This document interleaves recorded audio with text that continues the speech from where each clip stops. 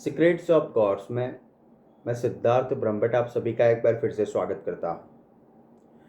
इस वीडियो में आपको बताऊंगा कि हम कैसे जान सकते हैं कि हमारे ऊपर दैवीय शक्तियाँ है या नहीं, यानी कि दैवीय शक्तियों से हमें मदद मिलती है या नहीं मिलती है, जिसे हम भगवान की या ईश्वर की कृपा कहते हैं। कुछ लोग ऐसे होते हैं जिनके ऊपर दैवीय शक्तियों की कृपा होती है और अक्सर कुछ लोगों को भगवान का साथ यानी कि तुरंत ही उनको मदद मिल जाती है। आम इंसान कैसे जान सकता है कि उसके ऊपर दैवीय शक्तियों की कृपा है या नहीं? उसके तकरीबन 10 संकेत है जो इस वीडियो में आपको बताऊंगा, जो हमारे शास्त्रों पे आधारित है। बहुत ही कम लोग ऐसे होते हैं। कुछ लोग ऐसे होते हैं कि जिनके ऊपर ज़्यादा कृपा रहती है, कुछ लोग ऐसे होते हैं जिनके ऊपर दैवीय शक्तियों की कम कृपा रहती है, लेकिन इसको समझना ज़रूरी है। अभी कैसे लोगों के ऊपर कृपा रहती है दैवीय शक्तियों की, ये मैं आपको बता रहा हूँ। ये शक्तियाँ ऐसे लोगों को ही अपना सहारा देती है जो लोग नकारात्मक विचारों से दूर होते हैं, या तो फिर जो लोग दूसरों का दुख समझते हैं और दूसरों की मदद करते हैं, या तो ऐसे लोगों के भी ऊपर इनकी कृपा हो सकती है जो अक्सर अपने इष्ट देव की साधना करते हैं, या तो ज़्यादा पूजा पाठ करते हैं, ज़्यादा साधनाएं करते हैं। ऐसे लोगों के ऊपर इन शक्तियों का प्रभाव ज़्यादा रहता है। कई बार ऐसा भी होता है कि ऐसी शक्तियाँ किसी अच्छे मनुष्य को माध्यम बनाकर कुछ अच्छे काम भी करवाती है। ऐसे बहुत सारे उदाहरण मैं आपको 10 संकेत बताता हूँ जिससे आप ये मान सकते हैं कि आपके ऊपर ऐसी शक्तियों का प्रभाव है या नहीं। सबसे पहला है ब्रह्म मुहूर्त।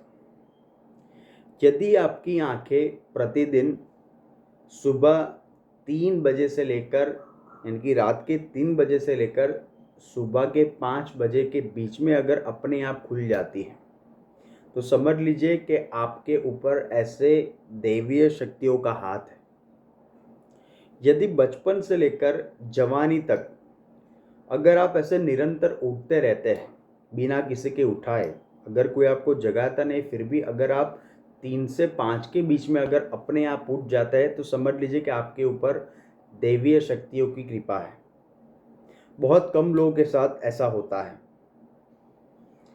ऐसे लोगों को कई बार माध्यम बनाकर भी दैवीय शक्तियाँ कुछ ना कुछ करवाती है, लेकिन अक्सर ये चीज़ उन्हीं लोगों में होती है जो लोग सत्व गुण प्रधान होते हैं।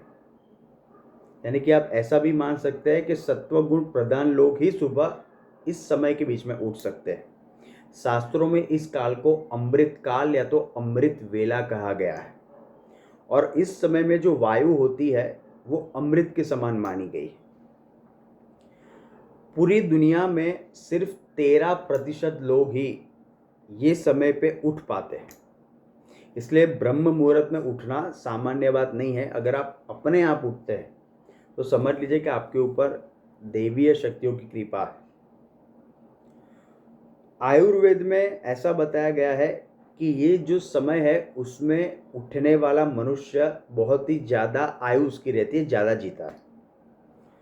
दूसरा संकेत है वो है स्वप्न में देव दर्शन, या तो फिर सपने में मंदिर या किसी देवस्थान के दर्शन करना। अगर आपको ऐसे स्वप्न बार बार आते हैं जिसमें आपको कोई देव दर्शन हो, या तो फिर आपको कोई मंदिर दिखाई दे, या तो फिर आपको कोई देवस्थान दिखाई दे, या तो आपके आसपास आप ऐसा महसूस कर रहे हो कि आप किसी देवी या देवता कोई अदृश्य शक्ति से बातचीत करें, ऐसा अगर आपको स्वप्न आता है, निरंतर आता है, तो भी आप ऐसा मान सकते हैं कि आपके ऊपर देवी देवता प्रसन्न है, यानी कि ईश्वरीय कृपा आपके ऊपर बनी हुई है। तीसरा है पूर्वाभास। अगर आपको कुछ घटना होने से पूर्व उसका ज्ञान हो जाता है, या तो आपको पूर्वाभास हो जाता है। कई बार ऐसा होता है कि कोई घटना व्यतीत हो चुकी होती है और हमको ऐसा लगता है कि ये पहले हो चुका है। ऐसा अगर आपके साथ बारंबार होता है तो भी आप समझ लीजिए कि आपके ऊपर दैवीय शक्ति की कृपा है, यानी कि आध्यात्मिक शक्तियाँ आपके आसपास हैं। अगला जो है वो है पारिवारिक प्रेम। अगर आपके परिवार में जितने भी लोग हैं आपस में सब घुल मिल कर रहते हैं और अगर आपकी आज्ञा का पालन सारे लोग करते हैं, आप भी उनसे ज़्यादा प्रेम करते हैं, वो भी आपसे उतना ही प्रेम करते हैं, अगर बीच में बैर भाव नहीं है तो भी आप समझ लीजिए कि आपके ऊपर ईश्वरीय कृपा है, क्योंकि सामान्य इंसान को ये सारी चीज़ें प्राप्त नहीं हो पाती। अगली जो चीज़ बताई गई है वो है आपके कार्य, उसमें रुकावट ना आना। अगर आपके कार्य बिना बाधा संपूर्ण हो रहे हैं, अगर आप कोई भी काम करते हैं वो सरलता से हो जाता है, आपको मुसीबत नहीं आती, तो समझ लीजिए कि आपके ऊपर देवीय कृपा है।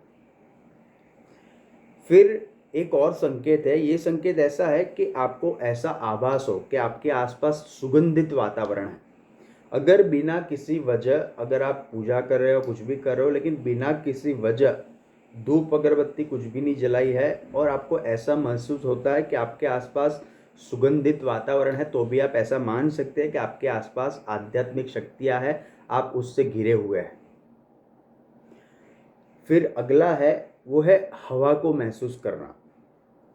कई बार ये जो लोग ज़्यादा पूजा पाठ करते हैं, ध्यान करते हैं, साधना करते हैं, उन लोगों को शायद ये अनुभव हुआ होगा कि पूजा करते वक्त या तो ध्यान में बैठते वक्त अचानक से ठंडी हवा आपको महसूस हो, जो आपको ऐसा लगे कि आपके शरीर के अंदर प्रवेश कर गई, तो भी आप ऐसा मान सकते हैं कि देवी देवताओं की कृपा आप पे, यानी कि इष्ट देव आपके ऊपर प्रसन्न है। ऐसा उन लोगों के साथ भी होता है जो लोग ज़्यादा अपने इष्ट देव की पूजा करते हैं, ज़्यादा मंत्रों के जाप करते हैं। फिर अगला इसका जो लक्षण है, अगला इसका जो संकेत है वो है कि अगर आप भूमि पे बैठे हैं, भूमि के ऊपर आप अगर कोई साधना कर रहे हैं या पूजा पाठ कर रहे हैं और आपको अचानक ठंडक का एहसास हो, या तो आपको आपके आसपास ठंडे बादल महसूस हो, तो भी ये कहा जाता है कि आपके ऊपर किसी देवीय शक्ति का हाथ है। ये आपको बात शायद ऐसी लग रही होगी कि ये नहीं हो सकता, लेकिन बहुत सारे लोगों का अनुभव है, जो लोग ज़्यादा आध्यात्मिक वृत्ति के होते हैं, जो लोग ज़्यादा पूजा पाठ करते हैं, ध्यान करते हैं, उनके साथ अक्सर होता है। फिर अगली एक बात, अगर रात में सोते वक्त आपको ऐसा लगे कि आपको कोई आवाज़ दे रहा है और जब भी आप जगे तब आपको ऐसा महसूस हो कि आसपास कोई नहीं है, ये जब भी हो और अगर आप डरते नहीं हैं तो समझ लीजिए कि आपके आसपास किसी दैवीय शक्ति का वास है। इसको आप ऐसे मत लीजिए कि आपके आसपास कोई बुरी शक्ति, ऐसा नहीं है। अगर बुरी शक्ति होगी तो आप अपने आप डर जाएंगे। अगर आपको ऐसा आभास होता है कि आपको कोई बुला रहा है और आपके आसपास कोई है नहीं, कोई मौजूद नहीं है, लेकिन आपको स्पष्ट सुनाई देती है, आपके नाम से आपको अगर कोई पुकारता है, तो भी आप समझ लीजिए कि आपके ऊपर किसी देवीय शक्तियों का हाथ है, यानी कि आध्यात्मिक शक्तियाँ आपके आसपास घूम रही है। तो धन्यवाद, आप हमारे चैनल पे सब्सक्राइब करें, अपने कमेंट्स दीजिए और बेल आइकन को ज़रूर प्रेस करें। Thank you so much.